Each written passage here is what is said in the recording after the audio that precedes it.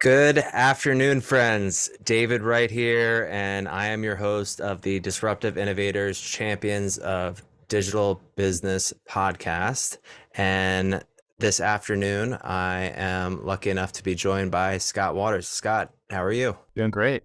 Happy to be here. Yeah, it's great to have you on. So, Scott, for those of our listeners who may not know, can you tell everyone a little bit about your current role?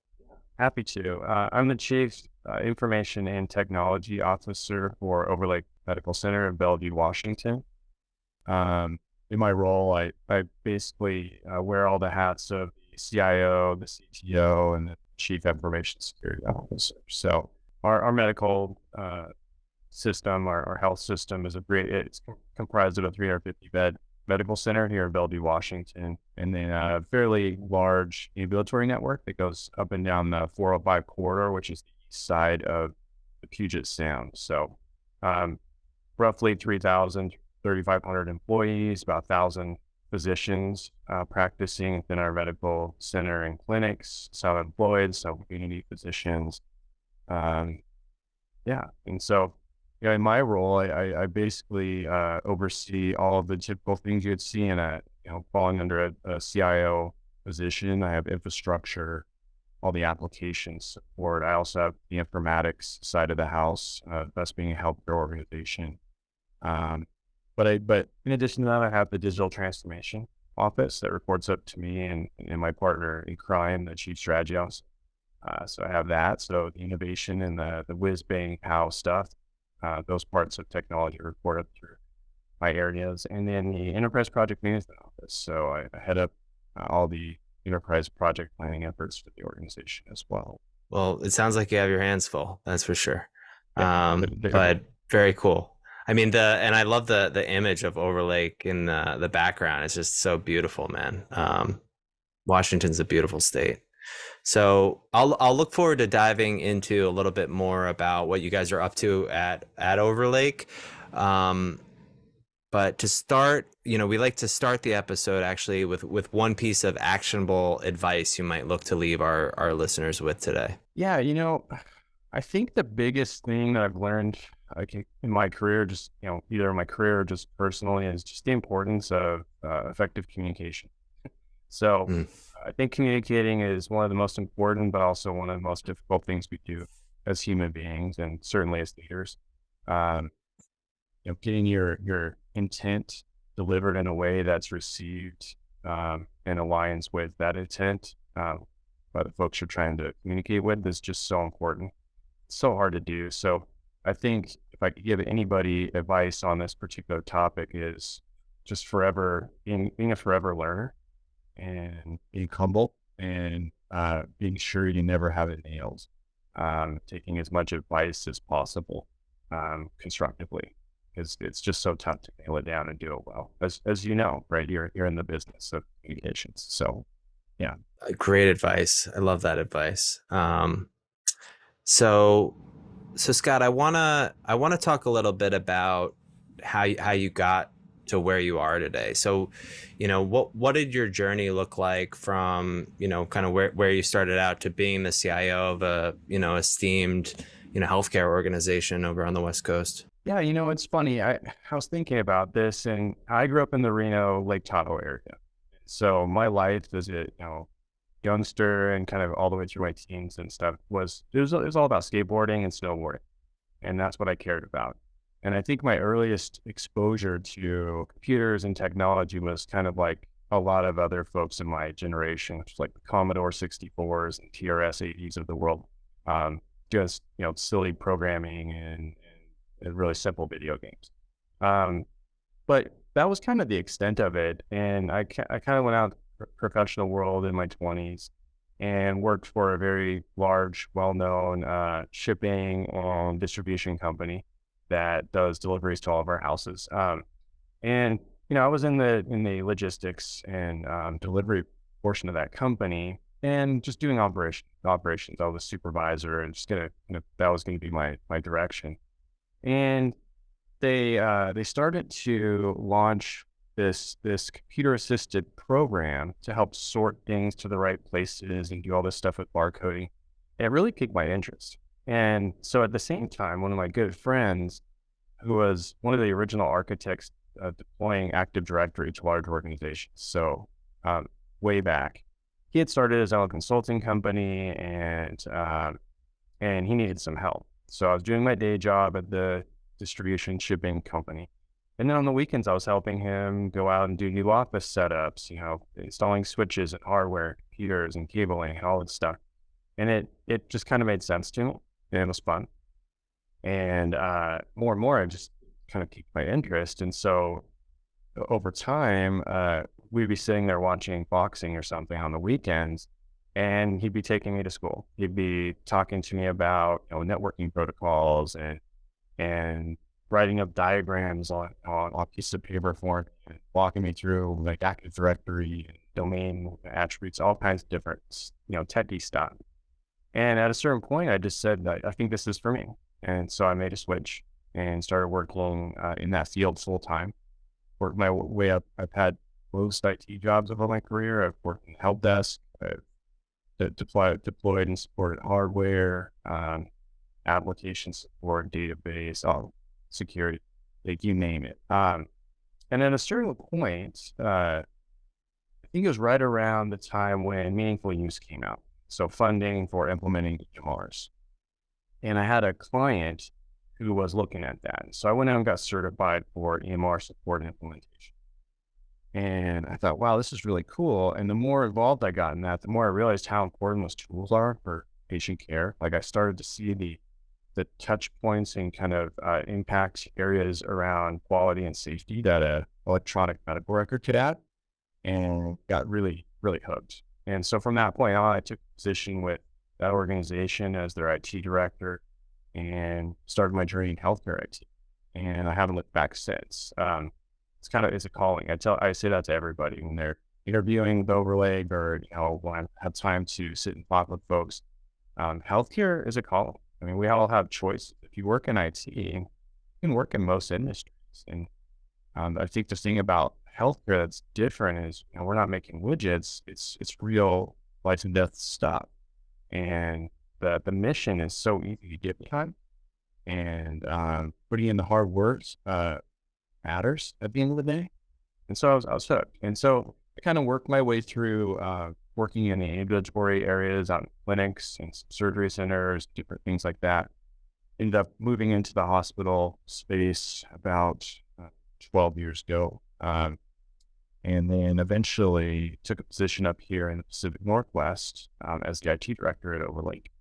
And over time was lucky enough to be promoted up to the CIO and then the CITO. That's how I landed here today. Very cool. And I love how you brought up the fact that, healthcare is a calling. At least that resonates with me, because it's really one of the reasons that we work so, actively in the healthcare world, is because, if we can play even the tiniest role in impacting the lives of, the patients of a given community, or the caregivers, providing, that the care, it's something bigger than just IT consulting, right? Right. Which really does it for me. So, um, so we touched on some really good advice to start out the episode, Scott. But any other, really important thing that you learned, personally or professionally, along the course of your journey, and what was life like before learning it and after learning it? Well, I think I'm still learning it. I think it's, I was thinking back, what would I tell myself when I was younger that would help me be better now and all that kind of stuff? I think it's about slowing down, right? It's slowing down to go fast. And there's times where you need to be urgent, you need to address the urgency and the firefighting of the day. And then there are times where you need to really focus on the important things, which may not align with those urgent. And so I think the biggest thing for me, it's a constant battle, is juggling the day-to-day firefighting. So the tyranny of the urgent, with, the doing the strategic things that will move the dial in a significant way over time, get you to a better place, your organization, yourself personally. So those are the important kind of long term. And I found if you can balance those and keep them in perspective, that's really the best place to be. And always, carve out a little bit of time every day, every week to be focusing, kind of getting some work done on those long-term strategic and important things while still playing whack-a-mole and putting out fires on the urgent things. But really trying to, I guess, break things up into those two different camps has helped me a lot because, when we're head down in a firefight, the urgent does seem like the most important thing. But long term, as leaders, we're supposed to be able to step back and provide perspective. And I think that's the important step, right? Being able to step back and look at what's important. What's the thing over this hill that we're trying to climb? What's that next hill look like? So we can prepare. Yeah, that's what I would say. Still constantly work in progress, but yeah. Yeah. Well, no, but that's great advice and great learnings. And it reminds me of what you were talking about before, even with communication, even just to slow down while I'm communicating. I don't need to rush while I'm communicating because you mentioned effective communication. And, in addition to that, also just, I don't need to react in a given moment necessarily, right? We, like you said, think something's urgent and we need to act immediately, like, of course, but oftentimes there will be things that happen where I think an urgent response, or rather it's my natural reaction to want to respond urgently when that might not be the best thing, So slowing down allows me, a beat to say, okay, what's the next right action? I might not even know. And putting some distance between myself and what happened, the answers could come. Also, having my sounding board, around me, that can also help. But if I would have just acted, immediately and not slowed down, that could have never happened. So just good reminder for me, personally. Yeah. A little self-awareness goes a long way, right? You should become as aware of your reflexive tendencies as possible. If you're a person that reacts quickly, that's probably a good sign that you should slow down and take a beat, like you said. Surround yourself with people that have different sensibilities. That's huge, right? 100%. 100%. What about a time that you had a really, challenging moment, again, personally or professionally, or a time that you failed, but that you took a really significant learning from that instance? Yeah. Unfortunately, I have a lot of those examples. I think when you We work in all do. We all do. when you work in IT long enough, most projects have some element of that, regardless of the complexity, right? It's people, process, and then technology, and any one of those things can break down or alter it. Uh, I would probably say the thing that pops out first, in my mind when you ask me that is, I remember, my first hospital I worked for, I was brought into my first board meeting as kind of the IT expert. I was an IT director at the time. And to speak about some cybersecurity issues and concerns. And my boss, who was brilliant at board interactions and kind of that professional communications in that setting, had prepped me really well because she wanted it to go really well, obviously. So I went into the meeting, and I think one of my strengths and one of my weaknesses that I usually think pretty well on my feet, which can be a strength, but in this case, it was a weakness. And so I was in this board meeting, and I was doing my presentation, and she kept saying beforehand, stick to the script, stick to the script, stick to the script. And so I did pretty well until it came to a big kind of open Q&A session for the board members to ask me questions. And I was fairly candid in a lot of my responses, and maybe in some cases a little overconfident in our ability to kind of deliver what was being asked in a time in the timeline that they were asking. So I actually committed to getting some things done, and in that setting that and I wasn't looking at my boss at the time in the meeting. She was kind of going, nope, nope, nope, don't do that. And I just kept plowing forward. And I remember coming out of that meeting, and she said, you did a great job, but might have really put us in a bad position there. Because what you don't know is that the funding for the thing that they're asking for that you think we had just got pulled.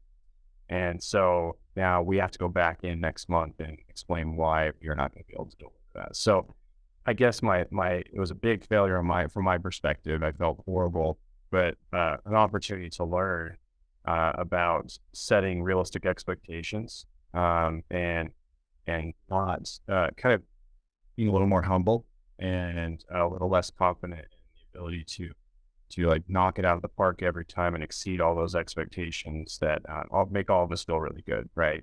It feels great to Yeah. say, yeah, I'm your guy. I'll get it done. I'll take you, David, you need this done. I got it. I'll get it done for you next week. Being a little more thoughtful, reconfirming offline, and then giving something realistic as far as a deadline that I could. Yeah. Well, it's it that humility for me is only came with lots of failures and lots of time. And even then it's a practice, for sure. So, but that's a good one. That's a good one. So Scott, what about, so I want to get into your current role, and before we do, wanted to ask about your, one of your top books that either that you've been reading fairly recently or all time, whatever you'd prefer. All time is tough, man. I'm sure you every time you ask that question, Of right? course. Um, I'm generally kind of listening to an audiobook and reading a physical book at the same time. I find, obviously getting something different out of each one, each kind of media. And then, then I throw in podcasts constantly. So I'm a really avid podcast listener. I'd say in fiction, I'm trying to be a better fiction reader. Historically, I've always read nonfiction, and my daughters and my wife have really gotten me into fiction last couple of years. I read a really fun, interesting book called The Library at Mount Char, by Scott Hawkins. It's a fiction fantasy type of book that was fun. It was fun. And then I always try to kind of balance that with something more professional leaning, or maybe an autobiography or biography. I like those.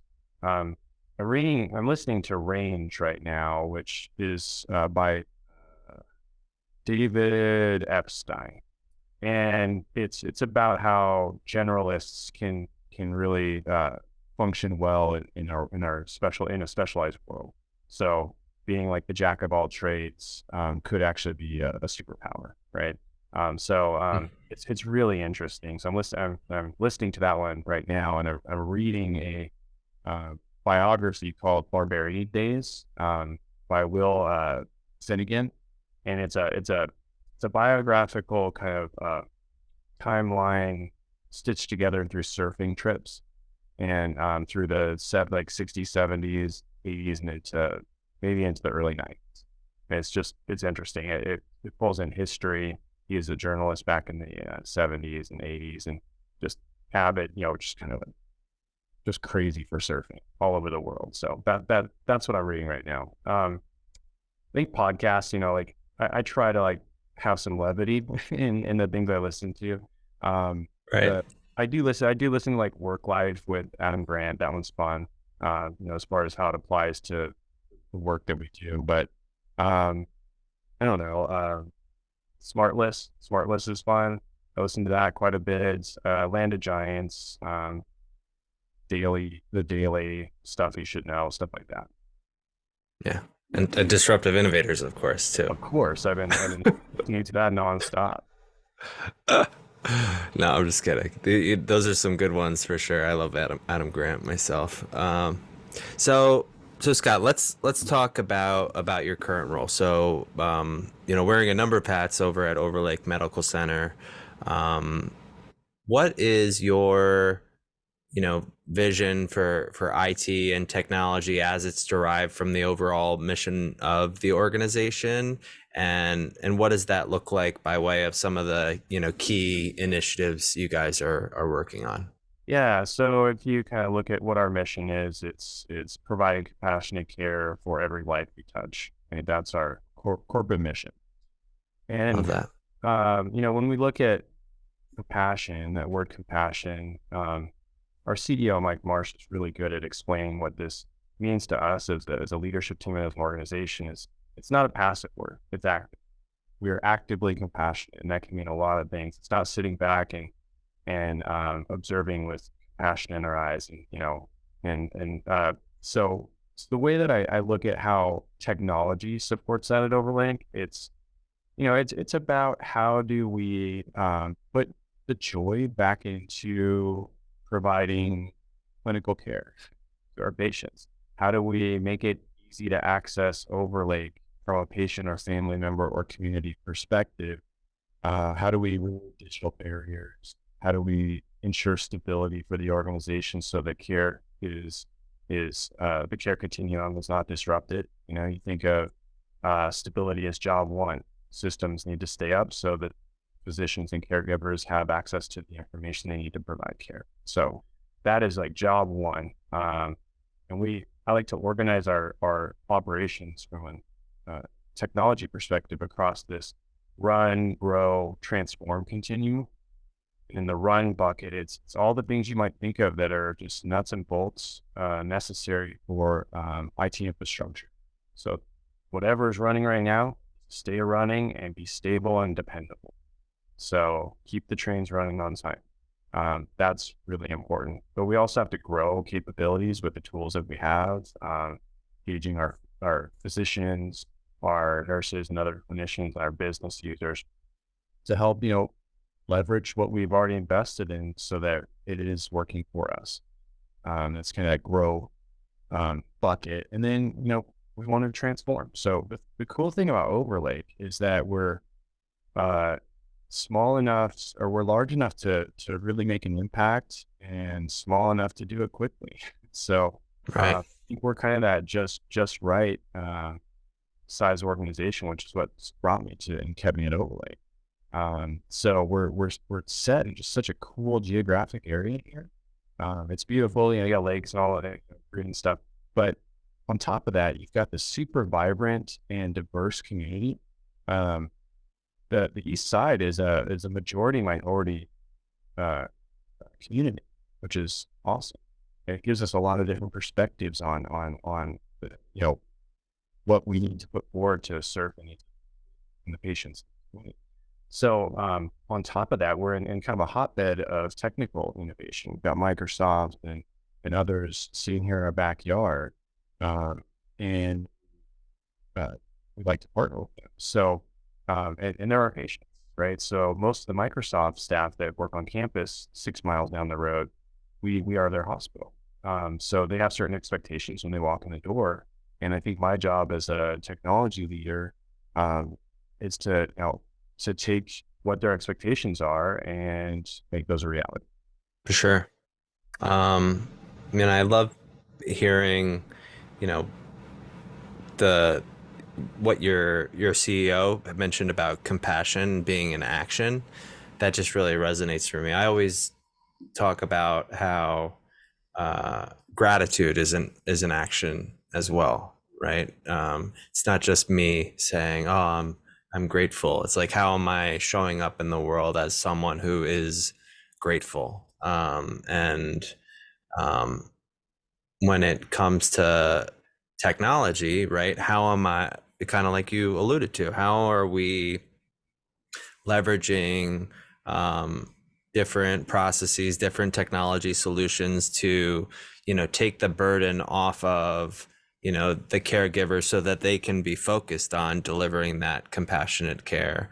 But and even in like we do a lot of work in especially lately, I feel like it's like every other conversation in the contact center, right? So how are we leveraging, integrations between communications platforms and the EHR, so that, and how are we leveraging front end AI? How are we leveraging, automation, so that, we can, verify that patient prior to them reaching that individual, pop up their last procedure, and then when the agent gets on and the person's already verified, they can say, Scott, I see you, broke your leg 2 weeks ago. How are you feeling? Right. As opposed to that, like, name, date of birth, the whole that whole thing. So it's yeah, very cool, very cool. So Scott, let's talk about some of, and the last thing I'll say is, I also loved Run, Grow, Transform, Uh, because I'm gonna steal that from you, because I'm guilty of always talking about crawl, walk, run, but I prefer Run, Grow, Transform. So I like that one. Um, so what are some of the key initiatives you guys are focused on today, Scott? Yeah, I mean, we're doing all the that run, grow, transform, kind of structure. We're doing all the normal things that I think healthcare organizations are doing right now, as far as trying to migrate different workloads and platforms out to cloud, right? So we're on that journey. We're also super focused on cybersecurity, and actually we've kind of not changed. I mean, we're still doing preventative kind of things, stopping malware and ransomware attacks and all the bad stuff. But I think that, we're really starting to shift our posture and our attitude towards more of a resiliency approach, knowing bad things will happen. How quickly, what can we do to ensure that we can restore quickly and safely? So I think that's been a journey that we've been working on in earnest this year, and a little bit of last year. And that's kind of an iterative, never-ending battle there. Um, I think the biggest things that we've been focusing on really this last year, and what I see us doing into the next fiscal year, is around digital transformation. I'm sure every healthcare leader you bring on is going to say that. But for Overlake, that's it's partly practical and partly aspirational, and kind of whiz bang pow into the future stuff. So we basically have broken our digital transformation program and plans into 3 or 4 different focus areas. One is around financial sustainability for the organization. So how do we leverage, on the payer side, they're using artificial intelligence, learning all the newer technologies to make sure that claims that are sent over are clean and appropriate, and then they automatically deny and send it back to the healthcare organization, right? So on the hospital side, how can we make sure that we're sending the most clean, accurate, coding and data over, so we get paid for what we do? So rule number one, get paid for what you do. We're doing a lot of work around optimization within our EHR, related to rev cycle processes, and that's around real-time eligibilities, real-time authorizations, computer aided coding. So that's a little bit of the whiz bang pow stuff. So Right. can we have machines do some things that people normally do, and let our people focus on more complex and creative things, right? So we're doing that in that kind of Very cool. sustainability, financial sustainability target. And then we're looking at consumer expectations and experience, right? And I think in that area, we're trying to really allow, transform that patient journey through digital means, right? So if it's anything from, how does a patient find Overlake, find a provider within Overlake or a service, learn more about that provider or service? Is that provider a good cultural fit for what they want? Is that provider into skiing? Whatever. To find a provider that fits the wants and needs of the patient, and then help them get access to care where, when, and how they want it, right? So whether it's asynchronous, it's virtual kind of video visit type of scenarios, or in person, make that as frictionless as possible. So that's a big piece. Right. And for us, I think the patient, care journey and our responsibility doesn't end after they walk out the door, either virtually or from the office. We're trying to use technologies to keep the patient engaged, do follow-up communication with them, their family members, really have them looped into their care and make them an active participant in their care. And then kind of on the other end of that is how do we start to layer in some artificial intelligence, machine learning type of functionality to proactively identify health risks so that they don't show up in the first place, right? So patient experience, patient journey would be that other bucket. And then provider experience. So I kind of alluded to this. How do we put the joy back into the practice for providers? Most providers didn't get into the healthcare industry to sit in front of a computer and do data entry. And unfortunately, Sure. EMRs have really brought that out in providers. They spend a huge amount of their day doing documentation to satisfy that certain services have been performed and coding, accurate codings applied, all those kinds of things. And so we're looking at ambient listening technologies. We're actually going to be starting a pilot or with ambient listening that allows the provider to physically turn away from the computer, face the patient, have a conversation, and have the ambient listening pick up on key words, phrases, and it can differentiate between patient and provider and start to populate a chart in them that at a later date, like later on in the day, the provider, while they're walking, can pull that up on their phone through the mobile app and kind of do a quick review, make a quick adjustment if there's any errors, and just submit it. And so the provider really gets to focus all their time and attention on the patient, which on the other side of the equation, the patient really appreciates, right?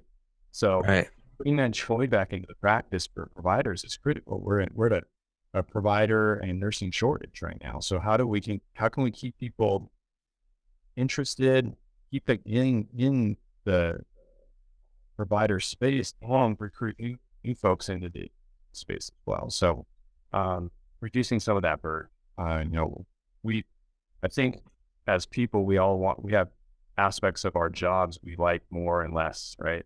And if we can minimize Right. it, we like less and maximize the cool things that we love about our jobs. That's a win, equation there. So we're working on that. And that carries over into the staff and caregiver experience as well. So, Scott, how about some best practices for our listeners? Anything that you might add surrounding maybe what leaders should be focused on?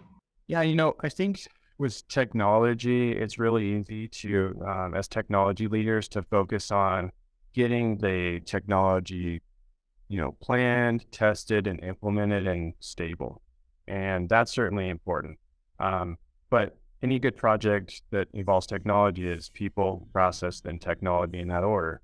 And so I think again, back to communication, I think change management is often overlooked when we look Oh, yeah. at technology projects. And so for my team, we actually follow a ProSci process, which is a pretty well established. It's called ADCAR for change management. And it's really about bringing people along the change journey, getting them to understand the what's in it for me of the project, identifying where workflows are going to change. So if you're going to change what people do today, even if it's for the better, communication needs to be effectively delivered, and we'll need to, be good on the uptake and understand why. Otherwise, I think you're looking at a lot of missed opportunities, and certainly adoption is impacted if you don't address change Right. management really in a really direct way. And it's a little bit of art and a little bit of science, but there is a little bit of science to it, and it needs to be a part of any good technology. Yeah, I agree. That is so huge. After all, I mean, you could roll a solution out, like you just said, if adoption is extremely low, and or the just the perception of, like, you could roll it out perfectly, but if the perception of your business partners is that it was a failure, then it's a failure, right? Yeah. It doesn't matter like how good I think I did a job I did, getting the solution stood up, if everyone else is unhappy, right? And so a focus on organizational change management, taking the time to enroll everyone. And I've heard of AdCar, but I've never explored it myself. So that's something that I'm definitely going to take away from what you just shared, for sure. Yeah, it's Um, interesting, right? If you're ever like bored, go out and just Google search like Harvard business case studies on ERP implementation failures. There's tons of them, and most of them, um, if you really like kind of pull back, peel the onion, they come down to the change management approach or lack thereof, right? And you're right. right. If the use, so I think one of the great things about I feel very thankful about my journey into technology and technology leadership is that I started as a user, as a like operator on the other end. Right. And so to me, it's exactly what you said. If we implement something and we say it's perfect and the user doesn't think so, it's not perfect and it wasn't done well, because Right. usability is job one. So yeah. Good lessons. So last couple questions, Scott. First would be, and I always preface this by saying, I know you don't have a crystal ball, but what do you think might be some of the biggest changes in the healthcare industry as time passes, or where do you see the industry going in the future? Oh yeah, that's always a tough one. You know, I think healthcare it's been slow to adopt technology. It's super risk adverse industry with good reason. I think we're that's changing. The pandemic kind of threw that on its head a little bit, Sure. and opened up the door. Uh, Concept of one-way, two-way doors in healthcare. We've always looked at everything as high risk. It's a one-way door. Once we walk through, we can pull back a decision. But there are many areas in healthcare we can innovate. It's not necessarily going to be an adverse effect, right? So that's kind of a two-way door situation. So I think my crystal ball is that, and I'm already seeing this, is that, healthcare leaders outside of technology, some of the rest of the C-suite is realizing that, innovation needs to occur. Um, and that there are decisions we can make and innovation, it part of innovation is trying things and pivoting.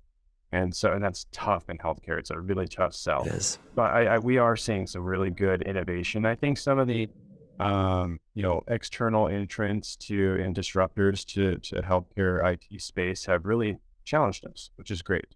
Uh, Right. so I think I'm seeing the pendulum start to swing there. I think the pendulum will continue to swing further out towards trying to leverage as much of, artificial intelligence, ambient, everything, virtual assistants and all that kind of stuff to help to lessen the burden for the providers and for the folks doing the work on the front lines.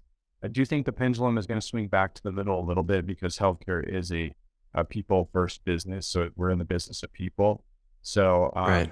what I like to look at overlaying our aspirations is to like provide this, we call it a hyper personalized care experience. And it's like Yeah. this blend of technology, and we want to, meet the expectations of the Amazons of the world in a healthcare setting without losing that secret sauce, which is your relationship with your provider, right? Right.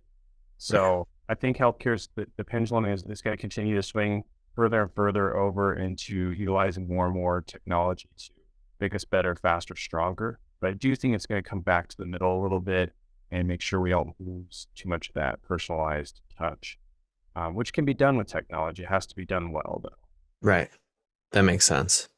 Um, Very cool. So, Scott, final question would be, um, if you could go back 5, 10, or even 15 years in time, what advice would you give your younger self? Take a few more snowboarding and skateboard trips. It's going to get real heavy pretty soon. Um, so yeah, I think just slow down. There's you'll get there soon enough. I was really ambitious and trying to just absorb as much information as quickly as possible once I got bit with the technology bug, and it was all good. But I think I would tell myself, slow down. You'll get there soon enough. It's off in the future. There's a lot to learn, but just enjoy it. This is a blessing. It's as cliche as it sounds, the journey is it's what it's all about. Love that. Great way to end. So, Scott, thank you so much. It was an absolute pleasure having you on. Yeah, my pleasure as well, Dave. Yeah. And to our listeners, thank you for tuning in, and we will catch you all next week.